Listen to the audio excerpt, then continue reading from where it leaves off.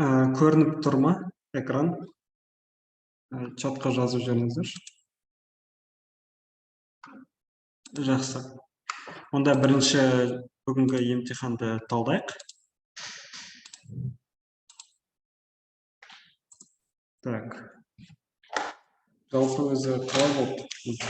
Қатты қиын болмаған сияқты, иә?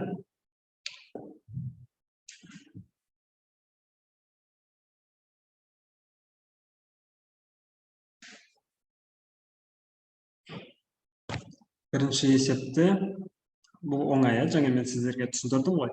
Әрбір клетка ол бір жаңағы шаманы береді. Мына А бізде 4 шамаға 4 клеткаға тең болса, мына 2А байқағаныңыздай 8 клеткаға тең. Енді осы екеуін қосатын болсақ, А қосылған А бізде неге тең болады? 3А. Немесе 12 клеткаға тең. Келесі мына жерде А бізде 10-ға қарай, минус 2А солға қарай.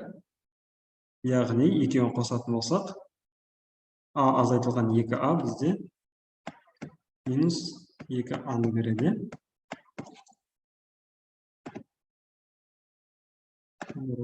Ой, кешіріңіздер. Минус А-ны береді. Так, келесі. Мұнда 1А қосылған жарты А. Бұл да оңай. Бұл бізде, яғни 1,5А, немесе 3 бөлінген 2А деп жазсақ болады. Кейінгісі А қосылған минус 1 бөлінген 2А. Бұл да оңай. Бұл бізде 1 бөлінген 2А-ға тең болады. Так, енді өздеріңізді бағалаған кезде, әр қайсысына 5 ұпайдан берсек болады. Егер барлығы дұрыс болса 20 ұпай, біреу дұрыс болса 5, екеуі дұрыс болса 10, үшеуі дұрыс болса 15 дегенде ғой. Мына жерде без разницы, мысалға кейбіреулер 3 бөлінген 2А деп жазуы мүмкін, немесе 1,5А деп жазған болсаңыздар, ол да дұрыс. Ол да тура солай. Егер 0,5 А деп жазған болсаңыз, ол да дұрыс болып саналады. Жақсы. Егер бәрі дұрыс болса, 20 ұпай өздеріңізге берсеңіздер болады. Келесі, векторлардың мәнін табыңыз дейді. Бұл жерде 2А қосылған Б бөлінген 3 азайтылған С. А бізде қараңыздар. 2 клетка оңға, 2 клетка жоғары. Яғни 2-ге көбейтсек, 4 клетка оңға, 4 клетка жоғары болады. Мына жерге былай сызып қояйық. 4 клетка деп. Кешіріңіз, мұнда 2А. Келесі, Б-ны қараңыз. Неше клетка? 1, 2, 3, 4, 5, 6. 6 клетка. Ал енді бізде Б бөлінген 3 дейді. Яғни бұл 6-ны 3-ке бөлеміз. Яғни бұл 2 клеткаға тең болады. Бұлай қарай, Б бөлінген 3. Келесі С. Енді қараңыз. Мұнда минус С дейді. Минус болғандықтан біз не істейміз? С-ның жаңа несін ауыстырамыз, бағытын ауыстырамыз. Яғни бұл уже басында 2 клетка оңға, 4 клетка жоғары болғандықтан, қазір енді бізде керісінше 4 клетка төмен, 2 клетка солға болады. Сонда біздің неміз осындай болады. 2А қосылған Б бөлінген 3 минус С. Және біздің ең соңғы векторымыз мәні қандай болады екен? Сызатын болсақ, былай дейді. Клеткада санап көрейік. Мынаны Д деп, клеткалар. Жаңа айттық қой, мына жерде 4 клетка қосылған, мұнда 2 клетка азайтылған тағы 2 клетка, сонда менде оңға қарай 4 клетка болып тұр. Ал төмен қарай, жоғары қарай қанша клетка қараңыз. Мынада 4 клетка жоғары и 4 клетка төмен тұр екен. Мынау значит мына жерге шейін барады. С бар ғой. И сонда жауабымыз Д осындай тура оңға қарай бағытталған. Және 4 клетка ма? 4 клетка дедік пе? 4 клеткаға тең болады екен.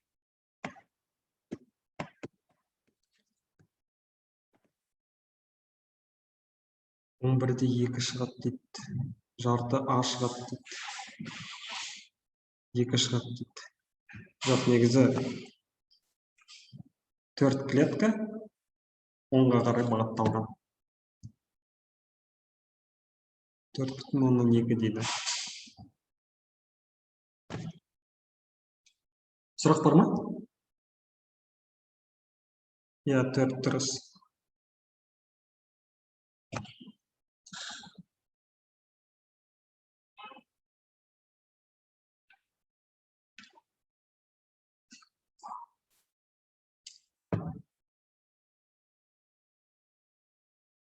Жақсы, онда сұрақ болмаса.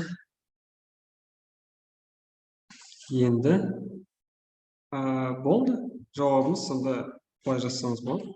Либо просто клетка, допустим, емтихан бірдеңеде келсе, сізде егер клетка болса, осылайынан стрелканы 4 клетка оңға қарай жылжытсаңыз болды. Осылай сызып қойсаңыз болды. Осы жауабы.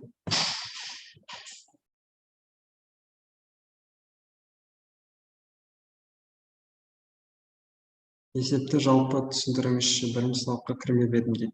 Қараңыз, мына жерде бізде 3 не бар? Вектор. Осы үшеуін мынау бойынша қосу керек. И получается біз жаңа мынаны А бар ғой, ол жай ғана оңға қарай 2 клетка, жоғары қарай 2 клетка болды. Соны 2-ге көбейту керек қой. Значит, 4 клетка оңға, 4 клетка жоғары болады. Келесі Б. Бұны не істейміз?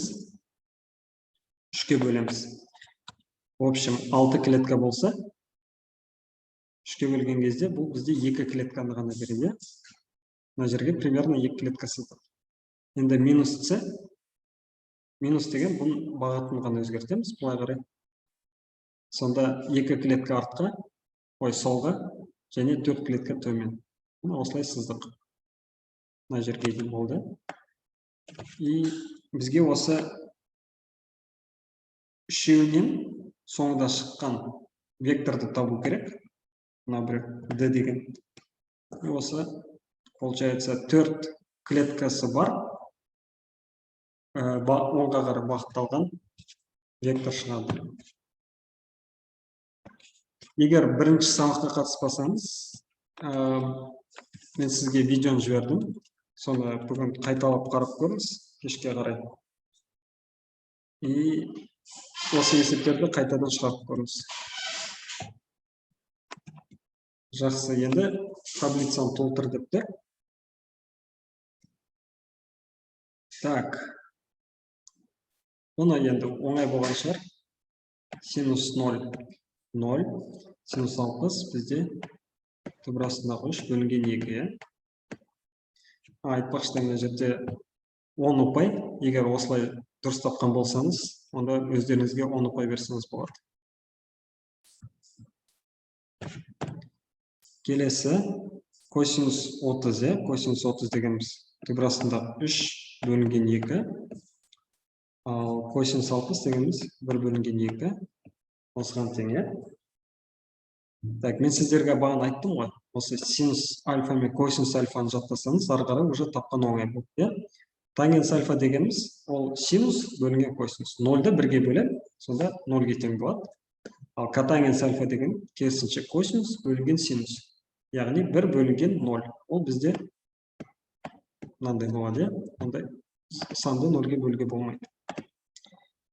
Келесі, мына жерде тангенс альфаны тапқан кезде тангенс 45-ті. Мына екеуін тоже бір-біріне бөле саламыз. Сол кезде бірге тең болады. Ал мына жерде котангенс альфаны тапқан кезде 0 бөлінген 1, иә? Бұл бізде 0-ге тең болады екен. Так, бұл жерде әрқайсысы 2 ұпай. Егер дұрыс тапқан болсаңыз, әрқайсысын, онда әрқайсысына 2 ұпайдан берсеңіз болады. Общий 16 ұпай.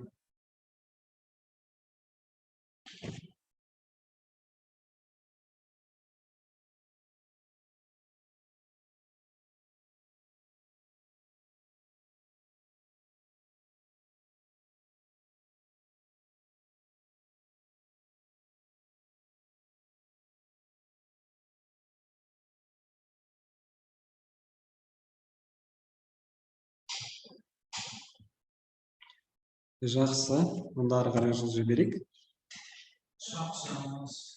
К векторының шамасы 10 ньютон болса, К-ның X және Y компоненттерін табыңыз. Бұларды мен сіздерге бағана көрсеттім ғой, иә? Мынау бізде KX және былай қарай KY. Мына бір үш бұрыштан жанама кетеді ғой. К бізде гипотенуза, мына жанама кетеді. 53 мына жерде, иә? Мен сіздерге айтпақшы, 53-тің косинус синусын бермеппін ғой. Ол енді кейбіреуіңіз, может, калькулятордан тапқан шығарсыздар. Бұл да негізі оңай сандар, қатты жаттау қиын емес. Синус 53 бізде 0,6-ға тең болса, 0,8-ге тең болса, косинус 53 0,6-ға тең.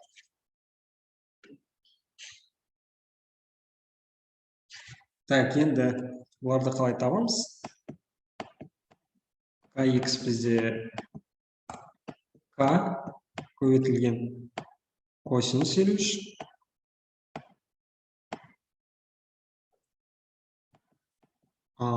К бізде 10, косинус 53 бізде 0,6 болса, осы жерден 6 ньютон, иә, KX дегеніміз.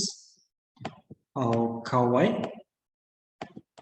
бізде К көбейтілген синус 53-ке тең. Яғни 10 көбейтілген 0,8 тең болады 8 ньютонға.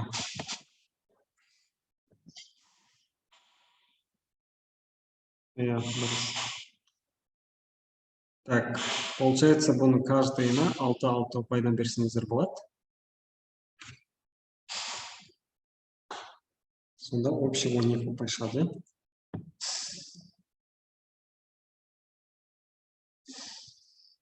Сұрақтарыңыз бар ма тағы?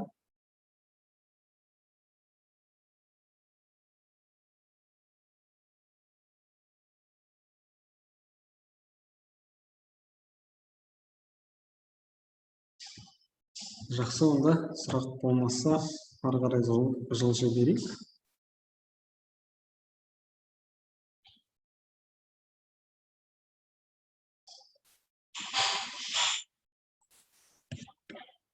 Так, мына есепті қалай шығарамыз? Бізде мынау қиғашынан тұр, иә? 60 градуспен кішкене ыңғайсыздау. Сол үшін бұдан арылу керек. Одан қалай арыламыз? Бұны екі компонентке бөлеміз. Бағанағыдай. Былай қарай KX, FX және төмен қарай FY. FX бізде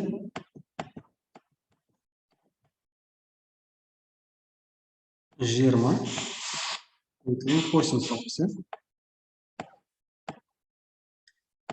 FY бізде 20 көбейтілген синус 60. Косинус 60 білеміз, ол 0,5. 20-ны 0,5-ке көбейтсек 10 ньютон. Келесі 20 көбейтілген синус 60. Ол бізде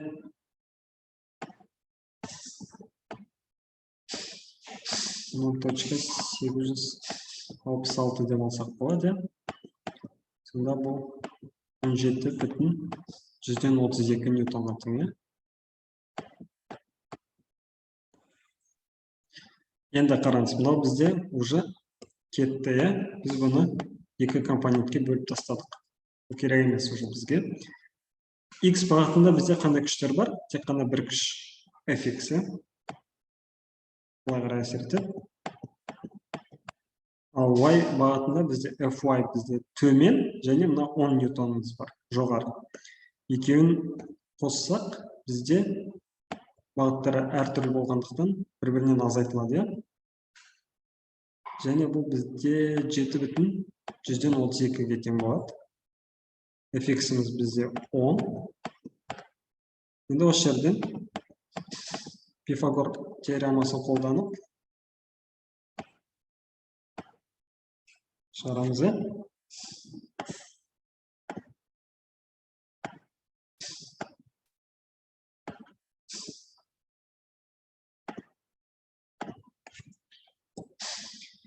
Пифагор теоремасын қолданамыз. Сонда 10-ның квадраты қосылған 7,32-ның квадраты. Мынау бізде 100 қосылған 7,32-ның квадраты неге тең екен?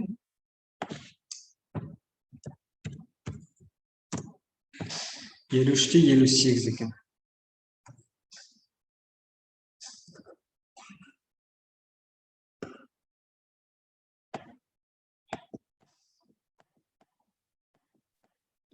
Екеуін қосамыз, сол кезде 153,58.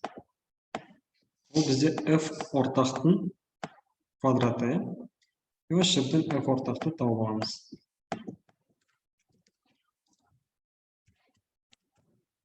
Табу үшін бізге түбір ұстау керек. Ол бізде 12-де 4 болады. 12,4 ньютон. Сұрақ бар ма?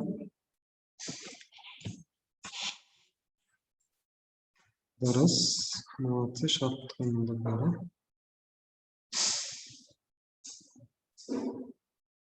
Жақсы. Так, мына есепке 16 ұпай бердім. Былай істейік, жауабына. Егер барлығы дұрыс болса, сразу 16 ұпай бере салыңыз, бірақ кейбіреулер болуы мүмкін, былайынан. fx табады, потом fy табады, потом қателесіп кеткен болуы мүмкін, да? Ондай жағдай болса, мысалға мына каждыйына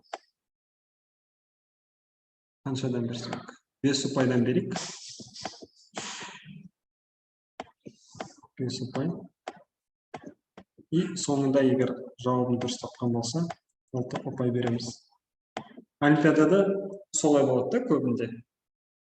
Сіз мысалы басында дұрыс шығарып келе жатып, егер соңында қателесіп кетсеңіз, мысалы мына жерде түбір астына алуға ұмытып кеткен болуыңыз мүмкін.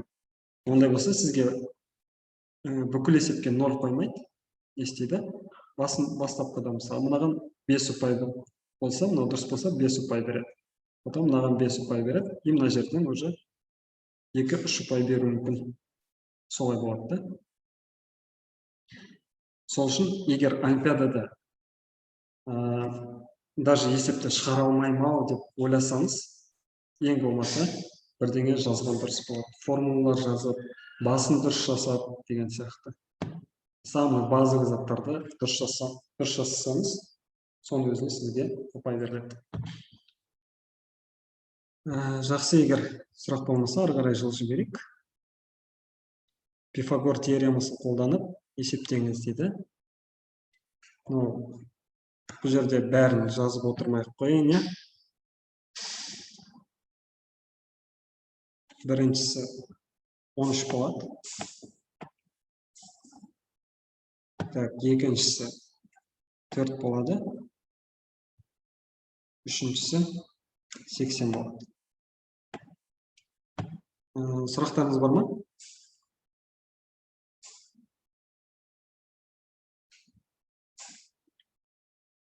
Қалай шығарылды? Ол жағынан, Пифагор теоремасын түсіндіріп жатудың қажеті жоқ деп ойлаймын, бірақ егер араларыңызда болса, түсіндіріп бере аламын. Сұрақ жоқ дейді.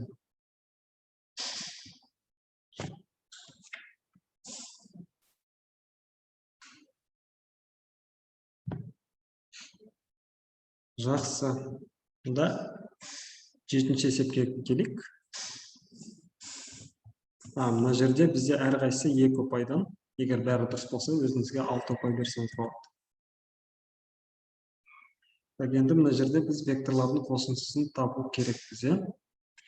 Бұл енді кішкене қиындау есеп болды ғой басқаларына қарағанда. Бірақ егер векторды дұрыс түсінген болсаңыз, сізге ешқандай да қиын болмау керек.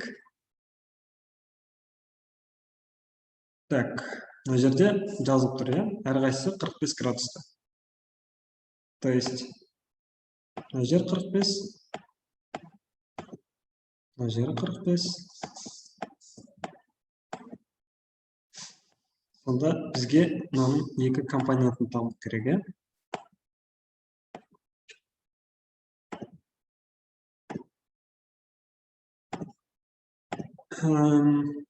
Қалай істейміз?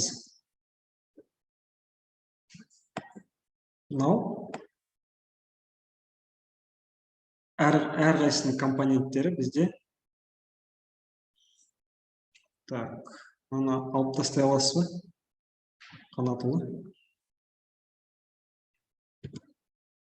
Онда мен былай істеймін.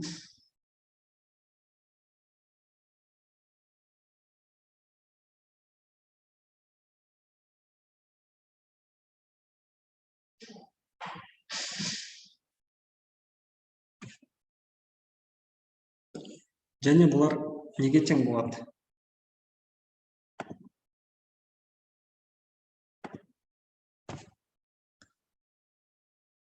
Мынау косинус 45 қой. 10 көбейтілген косинус 45. Ол бізде 7,07 ньютонға тең болады. Мынау да тура солай 7,07 ньютон. Мына жоғарғы компоненті тоже 7,07 ньютон. Мынау да тура солай 7,07 ньютон. Енді жай ғана қосу болғандықтан, мына біреу екеуі жай ғана қысқарып кетеді. Яғни бізде жоғары бағытталған 2 күш болады. Екеуі де бір-біріне тең. И бұларды қосамыз. Сонда қосқан кезде бізде 14,14 ньютон болады. 7,7 қайдан шықты дейді. Қараңыз.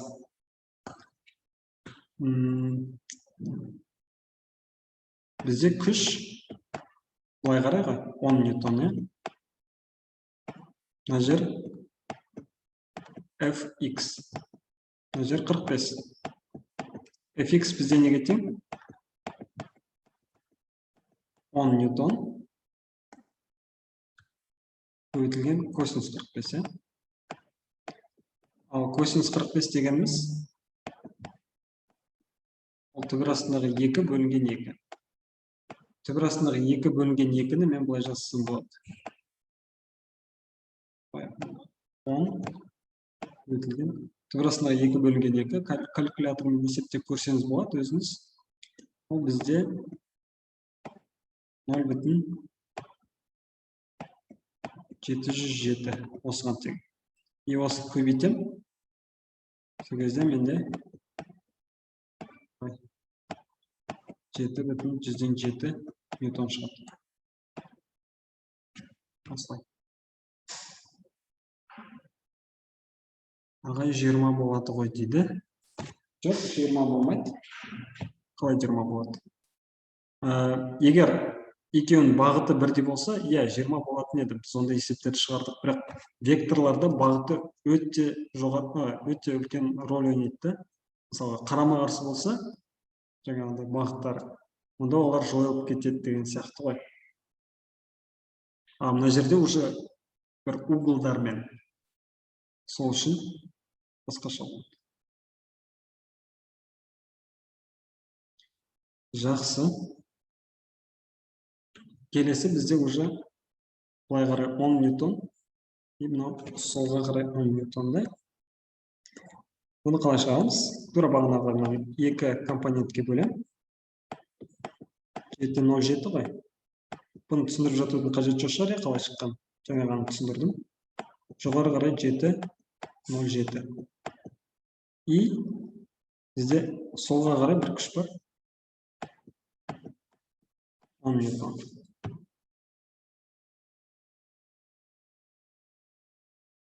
Так, енді қараңыз.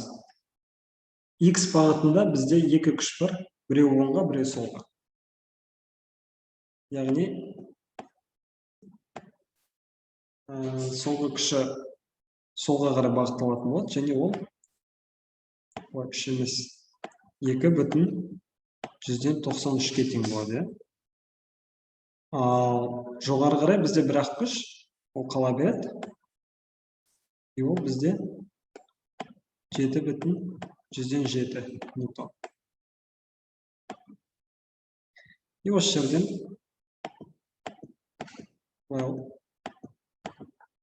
табамыз. F ортақты. Ол үшін Пифагорды қолдану керек. 7,07 квадраты қанша еді?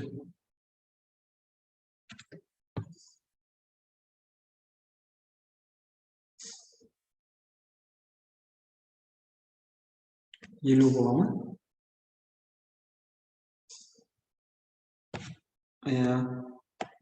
Мынау 50 қосылған 2,193 квадраты 8-де 58 болады екен. 8-де 58. Қосамыз, общий сонда бізде 58-де 58.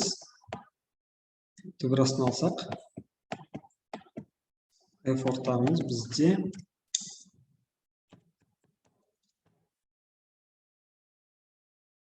7,165 шығады екен.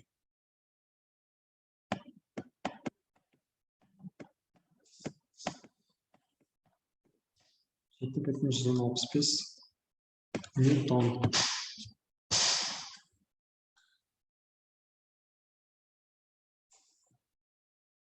Сұрақ бар ма? Мына 50 қайдан шықты десеңіз, сол 7,07 квадраты 50-ге тең.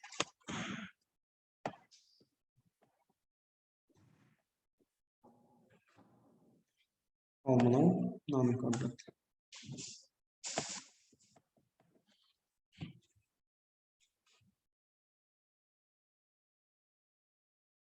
Сұрақ жоқ болса, жақсы онда.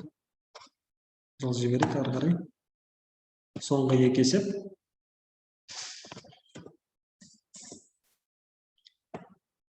Мынаны қайтадан бағанағыдай 7,07 ньютон. Жоғары қарай 7,07 ньютон. Деп алсақ, жоғары сонда бізде 7,07 болса, оңға қарай қандай болады? Қараңыз, мынау қосылған мынау. 7,07-ге 5-ті қосамыз, сонда 12,107 ньютон шығады. Осы жерден F ортақты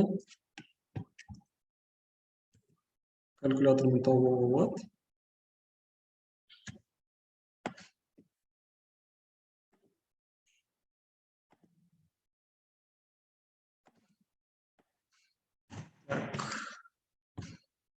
50 қосылған 2,07 квадраты 195-те 68 интеграл салсақ 13-те 98 14 деп алсақ болады екен. Тең болады 14 ньютонға. Жауабымыз осындай.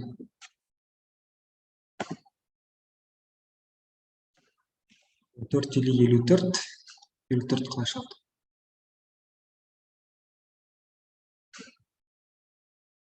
И мына ең соңғысы ең оңай, иә? Бұл бізде жай ғана 15 ньютон. Жақсы, молодцы.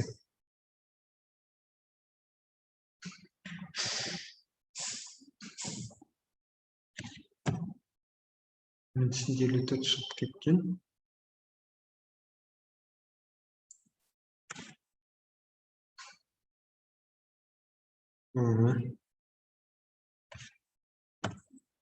Жақсы, бұл жерде, получается, әрбір сұрағына 5 ұпайдан.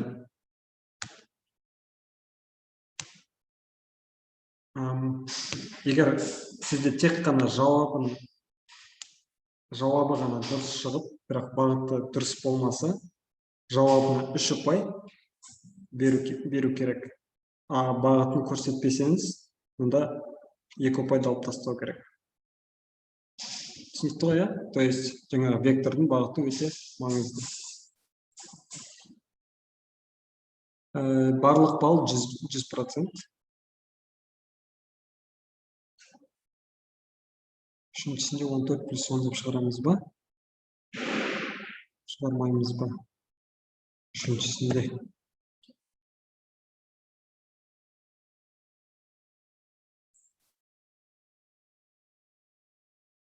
Он 4 плюс 10 қалай шығарасыз? 14 плюс 10. Жоқ, олай шығармайсыз.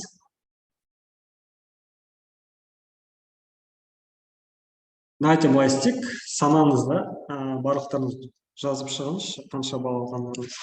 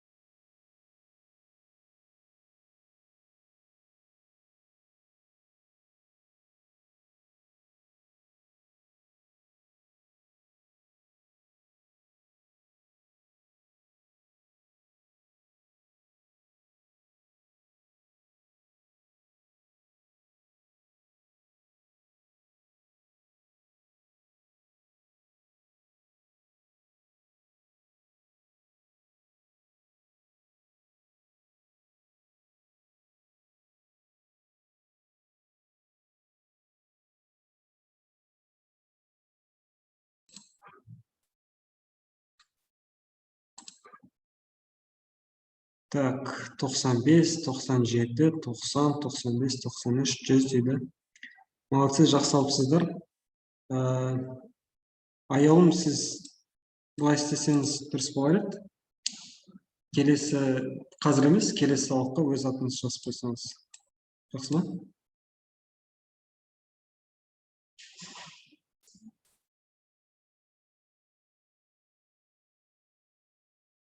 96.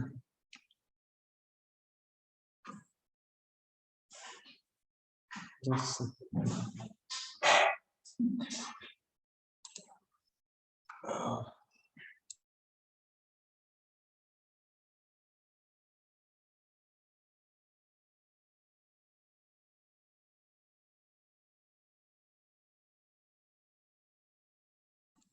Так, мен бұл есептер былай тез бітіп кетеді деп ойламаған едім. Давайте былай істейік. Тригонометриядан есептер шығарайық. Бағана мен сіздерге көрсеттім ғой. Соған ұқсас есептер шығарайық.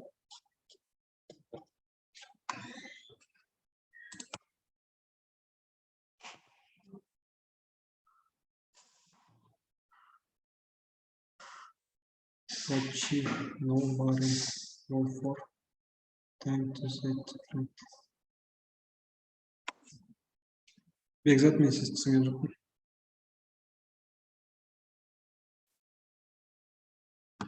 Қазір тағы есептер шығарамыз. Бізде бүгін негізі 5:30-ға дейін ғой сағат. Соны толтыру керек. Так, онда давайте. Сіздерге есептер берейін. Тригонометрияға байланысты. Бағана шығарған есептеріміз қатысы бар. Бағана мен сіздерге көрсеткен формулаларға қатысы бар есептер.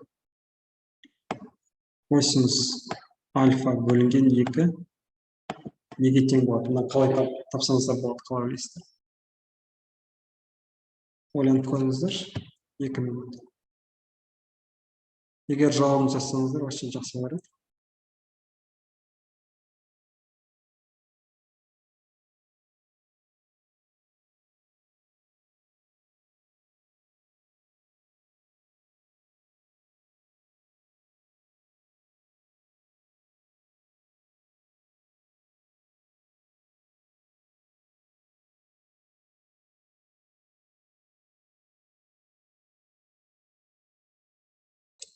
Жоқ, керісінше былай.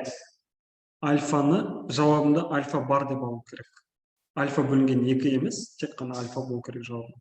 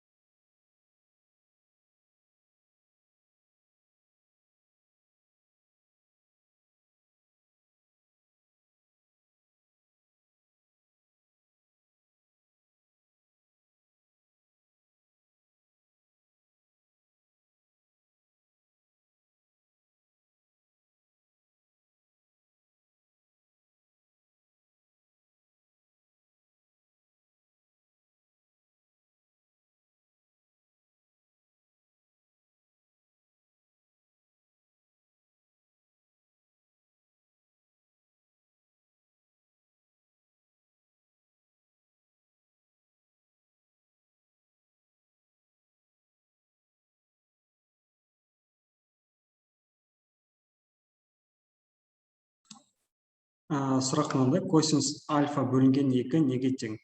Жауабында косинус альфа немен болу керек? То есть альфа болу керек та, альфа бөлінген 2 емес, именно жаңағы альфа болу керек. Өйткені мысалы бізде кейбір сұрақтар келуі мүмкін ғой. Допустим, косинус 15-ті тап деп келуі мүмкін. Просто немесе 15 емес, давайте былай алайық. 22,5 деп келуі мүмкін да. Бірақ біз бұны 22,5-ті білмейміз, е? Қолымызда калькулятор жоқ. Сол үшін біз бұны қалай істейміз? Косинус 45 бөлінген 2 деп аламыз, осылай. Косинус d бөлінген 2, косинус альфа бөлінген 2. Жоқ, олай емес.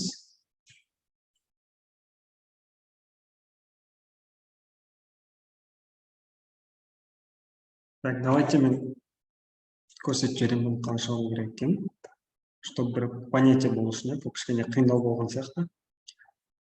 Так, бізде бағана бір формула береді ғой. Косинус 2 альфа тең болады косинус квадрат альфа азайтылған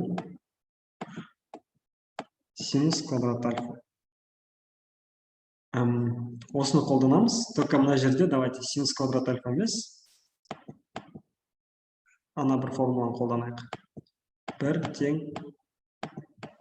синус квадрат альфа қосылған косинус квадрат альфаны, и мына синус квадрат альфаның орнына 1 азайтылған косинус квадрат альфаны жазамыз, бізде синус квадрат альфа. То есть, мен не істеймін? Просто синус квадрат альфаның орнына мынаны жазамын. Сонда бұл менде косинус квадрат альфа минус, жақшаның ішінде 1 минус косинус квадрат альфаға тең болады. Жақшаны ашсам, мынаның алдында минус, мынаның алдында плюс болады. Екеуін қосам, сонда 2 косинус квадрат альфа минус 1-ге тең. То есть, қараңыздар, 2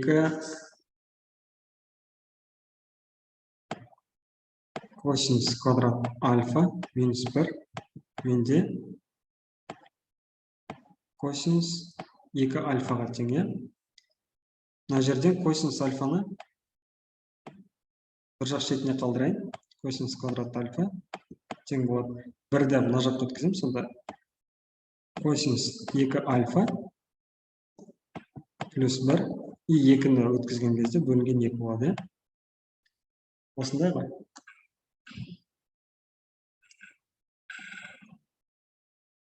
Так, енді қараңыз. Мына жерде бізде альфа бөлінген 2 деп тұр ғой. Значит, альфаны көрген жердің орнына бүкіліне альфа бөлінген 2 деп жазамын. То есть, мына формуланы мен перезаписывать етем. Косинус квадрат альфа бөлінген 2 тең болады косинус 2 альфа бөлінген 2 ғой. Сонда косинус альфа плюс 1 бөлінген 2 болады. Енді тек қана мына квадраттан арылу керек. Квадраттан арылу үшін мен екі жағынан түбірасын аламын. Сонда косинус альфа плюс 1 бөлінген 2-ге тең болады. Түсінікті ма?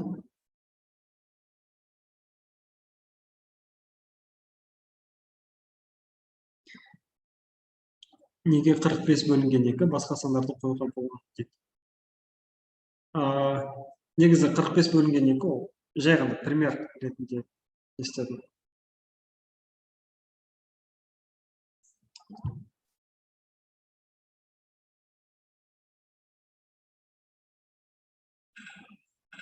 Сонда мысалы сізде сұрағыңыз мынандай болса, мені қараңыз. Мынаны тап дейді да, косинус 22,5-ті тап десе, косинус 45 бөлінген 2 деп өзіңіз жазасыз дағы, мына формуланы былайынан шығарып, одан кейін орнына қойып шығасыз. Сонда косинус 45 плюс 1 бөлінген 2. Осы жерден косинус 45-ті сіз білесіз таблицадан. Ол бізде түбір астындағы 2 бөлінген 2 плюс 1 бөлінген 2. Осы жерден түбір астындағы 2 плюс 2 бөлінген 2 бәрі бөлінген 2. 2-ні жоғары лақтырған кезде 4 болып кетеді. Сонда жауабымыз бізде 2 плюс 2 бөлінген. Мына 4 қой, 4-ні түгірасын алып 2 деп жазсам болады. Сұрақ бар ма?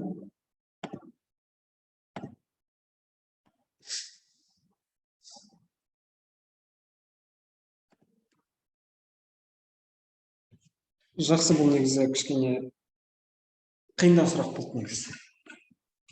Егер түсінбей жатсаңыз, қазір давайте былай істейік. Бірнеше есеп шығарайық, и потом үйге барған кезде осы есепті өздеріңіз қайтадан шығарып көріңіз. Ол кезде уже, надеюсь, оңайырақ болады дейік.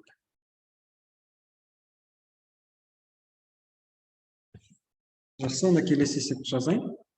Келесі есеп бізде косинус x плюс x емес альфа деп алайық. Косинус альфа плюс синус альфа деген тангенс альфа. Мынаның жауабы негатив болады. Өздеріңіз шығарып көріңіздерші. Бұл есеп уже намного жеңіл.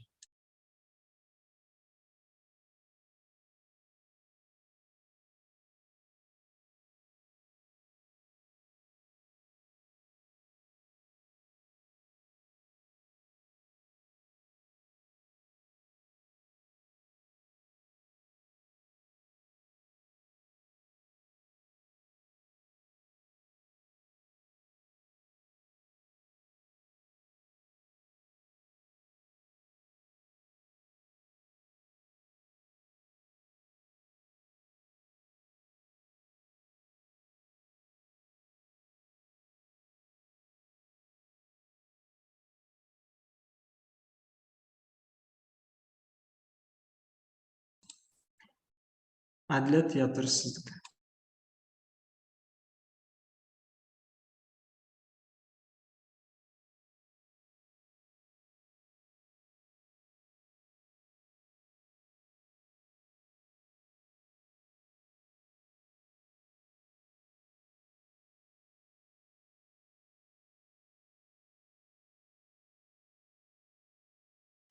Ой, әділет кешіріңіз, сізде мына біріншісі дұрыс қате болған. Квадратсыз да просто.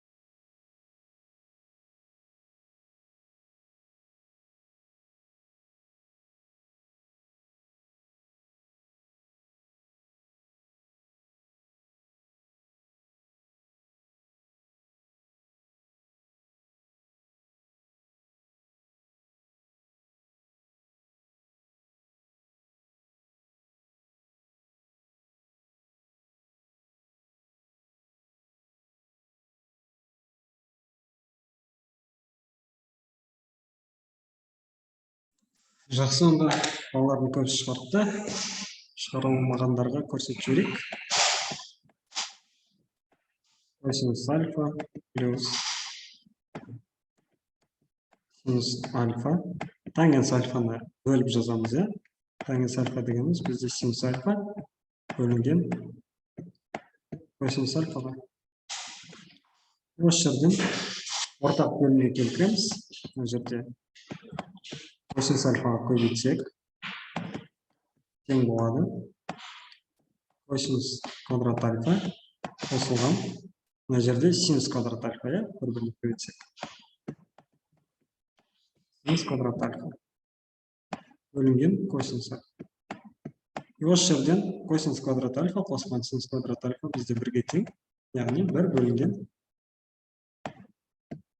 косинус альфаға тең болады екен.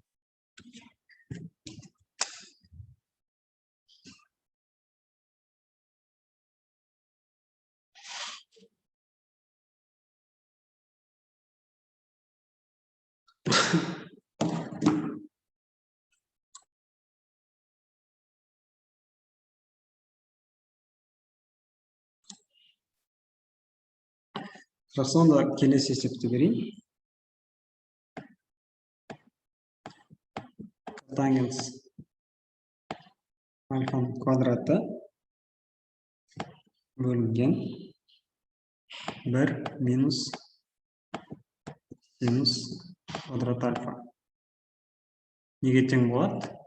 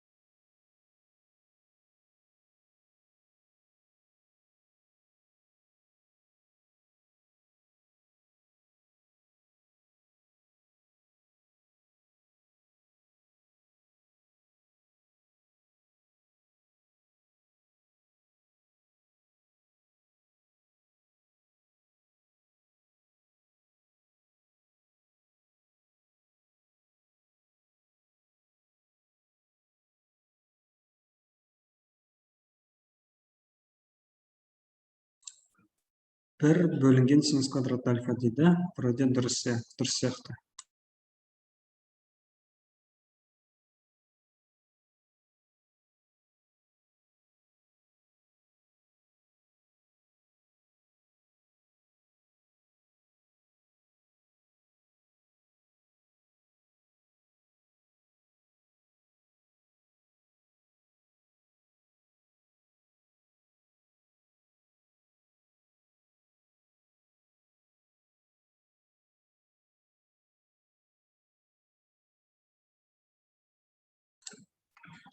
Так, жақсы, онда мен давайте шығарып жіберейін.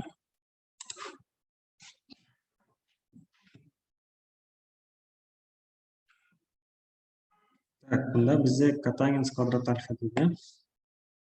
Котангенс квадрат альфаны біз косинус квадрат альфа бөлінген синус квадрат альфа бөлінген 1 минус синус квадрат альфа дейді. Бұл деген бізде косинус квадрат альфаға тең болады ғой. Егер бұл қайдан шықты десеңіз, ана бір формуладан синус квадрат альфа қосылған косинус квадрат альфа. Осы формуладан бір синус квадрат альфаны былай қарай жіберсек, бір алынған синус квадрат альфа бізде косинус квадрат альфаға тең болады. Осы жерден бөлінген бір ғой. Жоғары қарай лақтырамыз, сонда косинус квадрат альфа бөлінген синус квадрат альфа 1 бөлінген косинус квадрат альфа. Осы жерден олар қысқарса, біздің жауабымыз 1 бөлінген синус квадрат альфаға тең болады екен.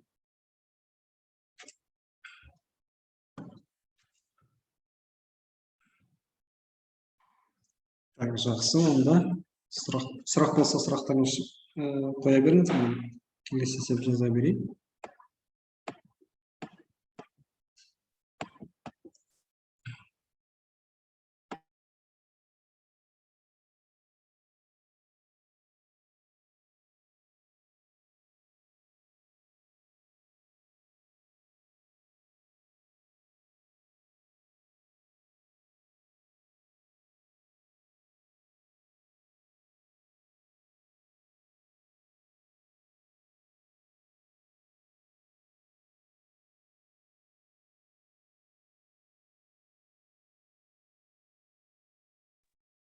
бір қосылған тангенс альфаның квадраты азайтылған 2 котангенс альфа.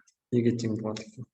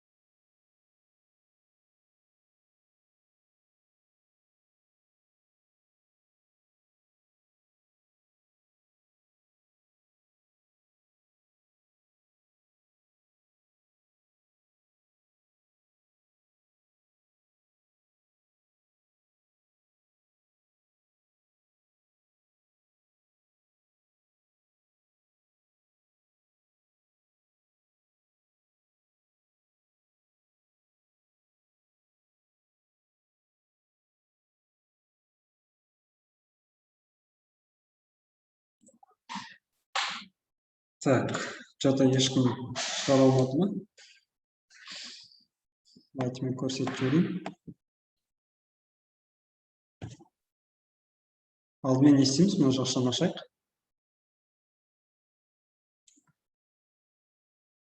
Так, жақшаны ашқан кезде бағана формула қолданамыз. 1 қосылған тангенс квадрат альфа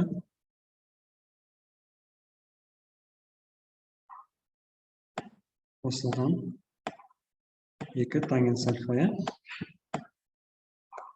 азайтылған 2 котангенс альфа. Так, енді давайте былай істейік. Тангенс альфаларды және котангенс альфаларды бөліп шығарайық. Бұл қысқаша көбейту формуласы ма дейді. Сіз 1 плюс тангенс альфаның квадратын айтасыз. Бұл формула емес, бұлар уже есептер кәдімгі.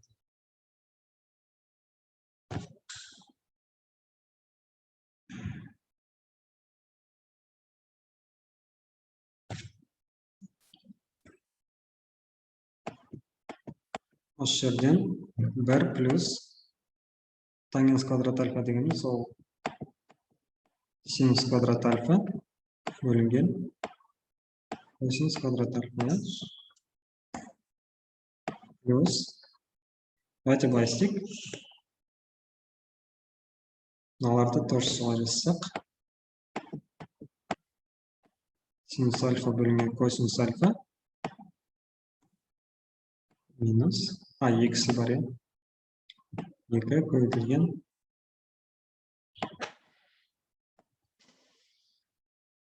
бұл бізде котангенс болшы. Значит, косинус альфа бөлінген синус альфа болды. Так, енді мына екеуін араластырып жіберейік. Қалай араластырамыз? Ортақ бөлімге келтіреміз. ошоны косинус квадрат альфага көбөйтүү керек. Сонда косинус квадрат альфа плюс үстінде синус квадрат альфа бөлінген косинус квадрат альфаға тең болады. Плюс мынаны да ортақ бөлімге келтірейік.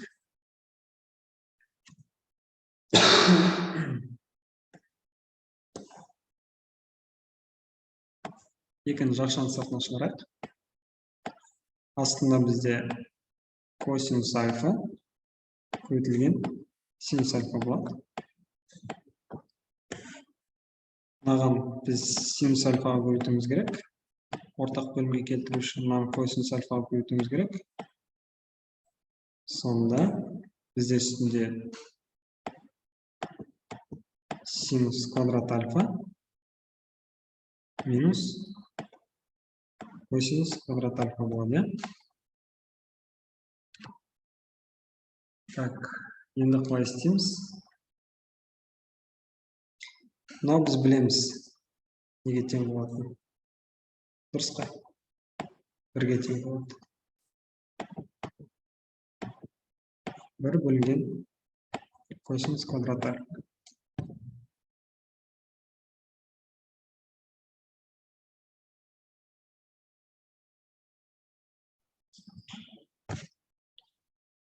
Қосылған. Давайте былай істейікші. Мына синус квадрат альфадан арылайық. Қалай арылсақ болады одан?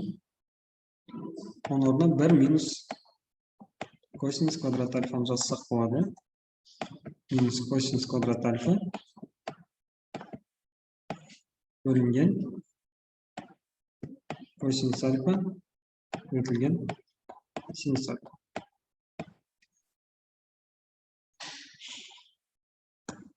Мына екеуін қоссам осылай болады.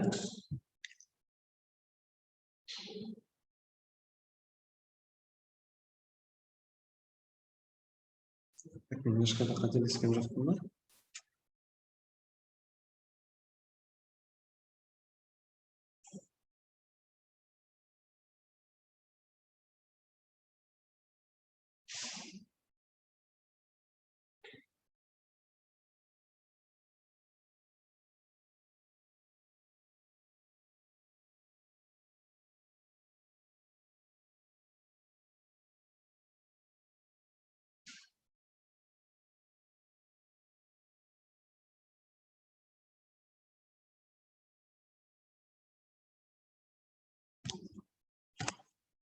Жоқ, вроде қателеспеген.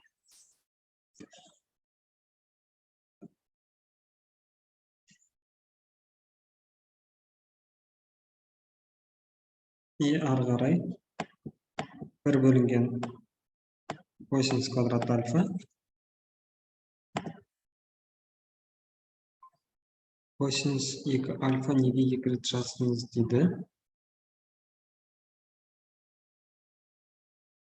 Косинус 2 альфа неге 2 рет жаздым. Косинус квадрат альфа неге 2 рет жаздым. Мына жерді ма? Қараңыз. Былай тұр ғой, синус квадрат альфа минус косинус квадрат альфа. Негізі давайте былай істейікші, мына 2 рет жазбай қойық. Сразу былай істегеніміз дұрыс болатын сияқты.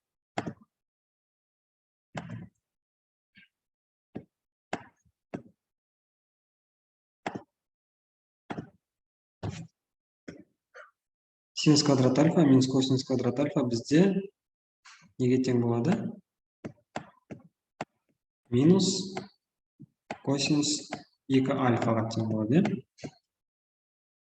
Енді мынаны қараңыз. Мынау бізде синус 2 альфаның формуласына ұқсап тұр ғой, ол үшін бірақ бізге 2 жетпей тұр. Ол үшін не істейміз? 2 жалғау керек болған. 2-ге көбейту керек. Қараңыз, мен үстінде астында 2-ге көбейтем. И ол маған ештеңені өзгертпейді. Сонда қысқарып кетсе де болады, бірақ мынаған көбейтіп жүрсем де болады. Сонда бізде жауабымыз 1 бөлінген косинус квадрат альфа минус, мен мына бір минусты жазып жатырмын. 4 көбейтілген косинус 2 альфа бөлінген синус 2 альфа. Осы жерден 1 бөлінген косинус квадрат альфа минус 4 косинус бөлінген синус ол бізде котангенс пе? Котангенс 2 альфаға тең болады.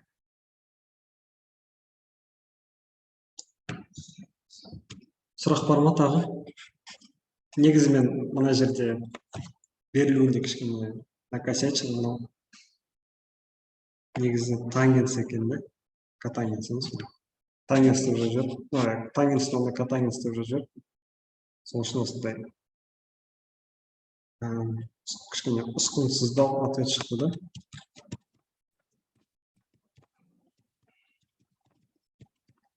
Ал егер мұнда котангенс емес, тангенс болғанда, мына жерде, мына екеуі қысқарып кетсе, уже ответіміз кішкене әдемірек болар еді. 1 плюс тангенс квадрат альфа, и ол бізде 1 бөлінген косинус квадрат альфаға ғана тең болатын еді.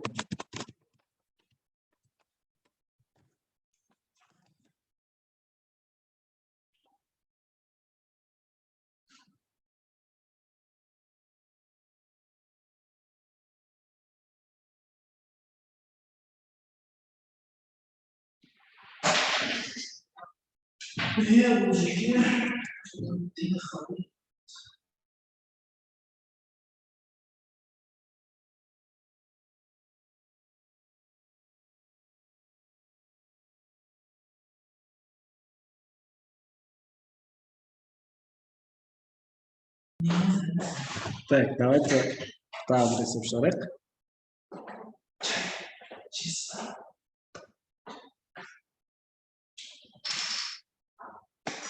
1 бөлінген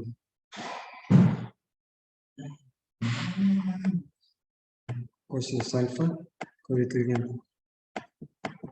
тангенс альфа азайтылған тангенс альфа бөлінген 1 қосылған 1 бөлінген косинус альфа. Мынау неге тең болады? Соны шарт көріңіздер.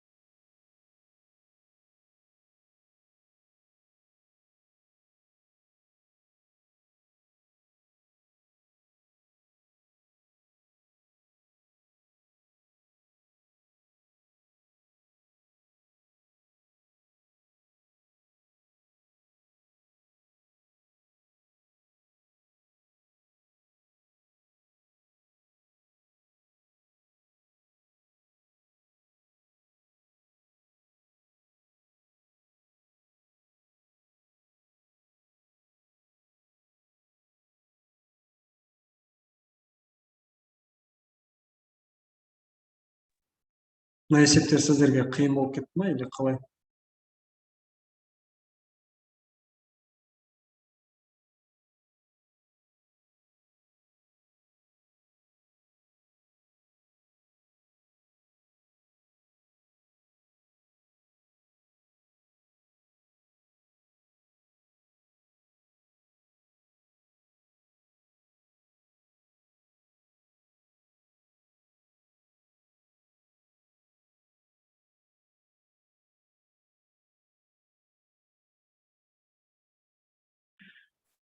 Қиын болып кетсе, давайте осы есепті бір көрсетейін. Сонымен басқа түрлі есептерге көшіп, кішкене оңайырақ.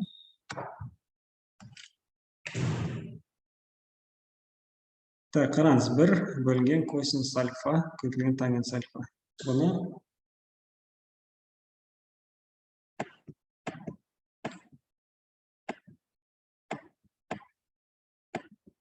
тангенс альфа дегеніміз, ол бізде синус альфа бөлінген косинус альфа.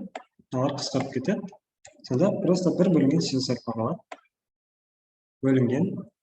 Бұл жерде қалай болады екен? Давайте сразу жазып көрейікші, может қысқарып кететіндері бар. Синус альфа бөлінген косинус альфа бөлінген 1 плюс. Мынаны ортақ бөлімге келтірейік. Косинус альфаны көбейту керек, ортақ бөлімге келтіру үшін.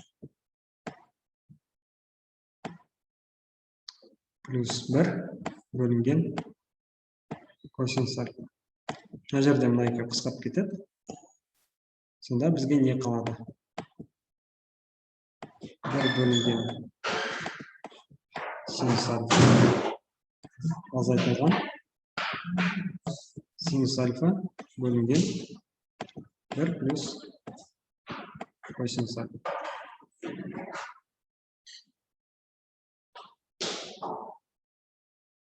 Енді осы жерден ортақ бөлімге келтірейік.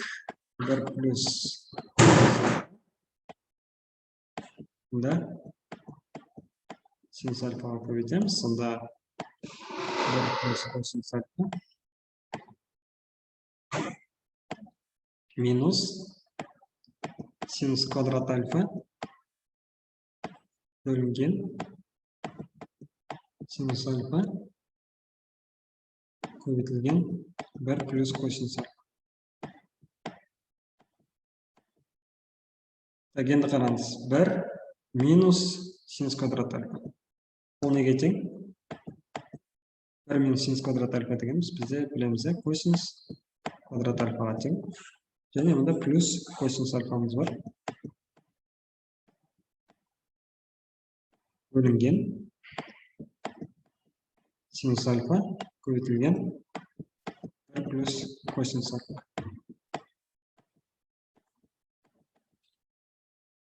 Енді осы жерден ортақ нені алып тастайық. Косинус квадрат альфа дегеніміз косинус көбейтілген косинус па? Бір косинусты жақшаның сыртына шығарайық. Сонда жақшаның ішінде бізде косинус альфа плюс 1 қалады. Бөлінген синус альфа плюс косинус альфа. И осы жерден оған қысқарып кетсе, косинус альфа бөлінген синус альфа бізде котангенс альфаға тең болады.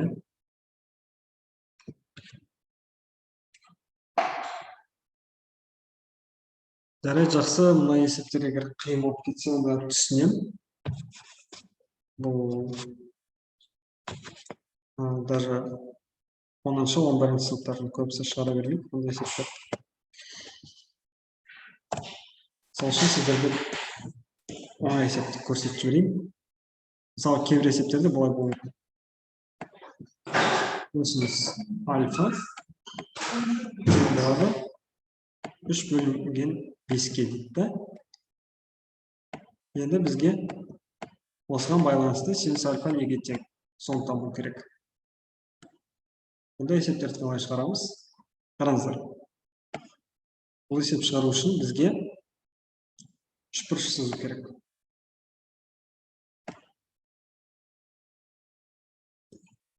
Кез келген бұрышын альфа деп белгілейік. Тік бұрышты үшбұрыш, 90 градус, мына жер альфа. Енді қараңыз. Косинус альфа дегеніміз ол бізде жанама катет бөлінген гипотенуза. Получается, жанама катеттің гипотенузаны бөлсем 3 бөлінген 5 шығады. Значит, мұнда 3, мұнда 5 деп жаза салсам болады. Енді маған синус альфаны табу керек. Синус альфа дегеніміз ол қарама-қарсы катет бөлінген гипотенуза. А пока что маған қарама-қарсы катет неге тең екені белгісіз. Сондықтан мен оны спокойно алып Пифагор теоремасымен шығарсам болады. Давайте А деп алайық. А квадрат қосылған 3 квадрат тең болады 5 квадрат. А квадрат бізде белгісіз, табу керек. Осы жерден 25 И а квадрат бізде нешеге тең болады екен? 16-ға. Значит, а менде 4-ке тең болады.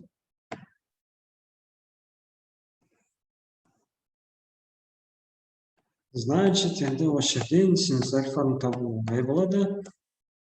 Не істейміз? 4 бөлінген 5. Осындай.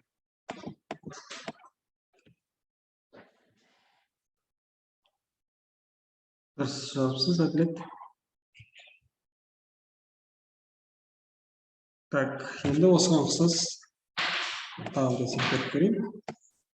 Өздеріңіз шығарып көріңіздер.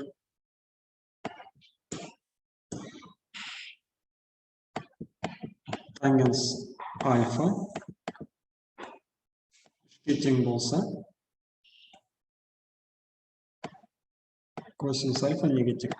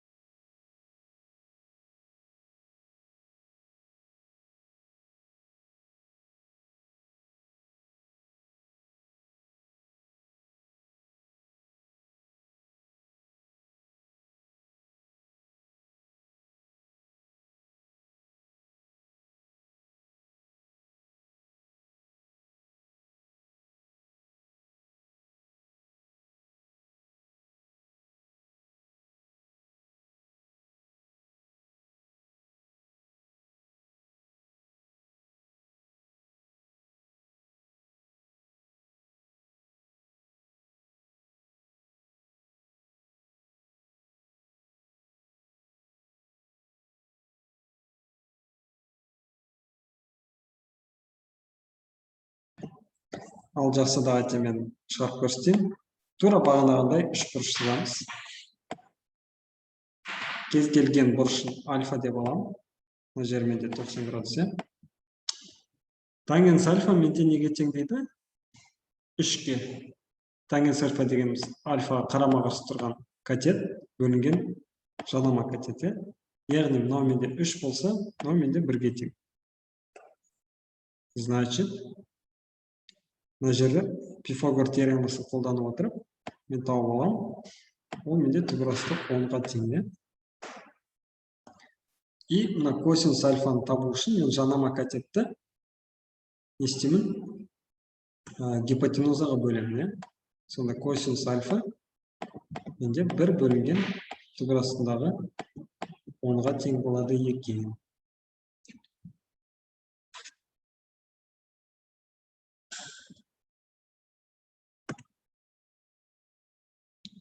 Так, давайте мен немен шығарып көрейін. 10-ның 1 бөлінген 10-ның түбірасты. Я дұрыс.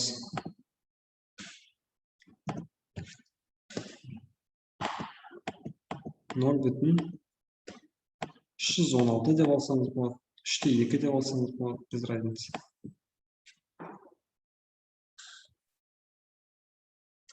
Так, давайте енді осыған ұқсас тағы бір оңай есептерден беріп жіберейін.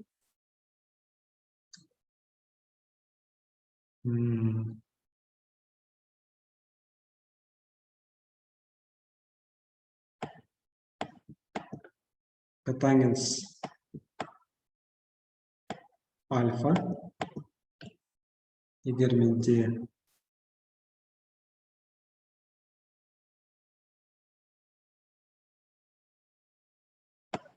төрт бөлінген 3-ке тең болса, Синус 2 альфа неге тең? Осыны табыңыздаршы. Кішкене ғана қиындаттым. Былай қатты қиын емес.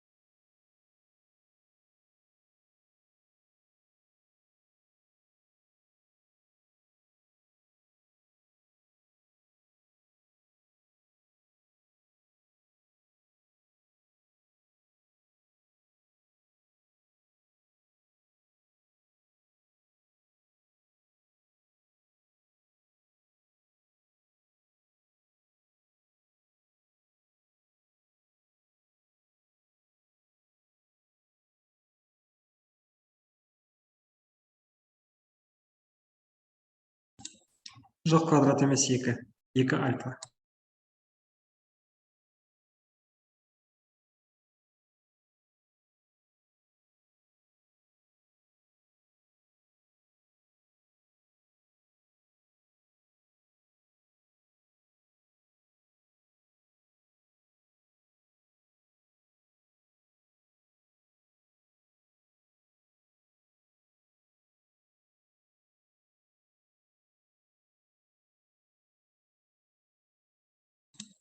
Бір бүтін оннан 2 шықпайды ау деймін.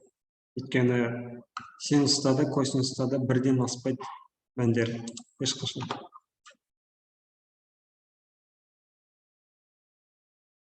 Так, давайте көрсетіп жіберейін да. Синус 2 альфа дегеніміз не ол? Қалай жазсақ болады бұны? Синус 2 альфа бізде 2 көбейтілген синус альфа көбейтілген косинус альфа, иә?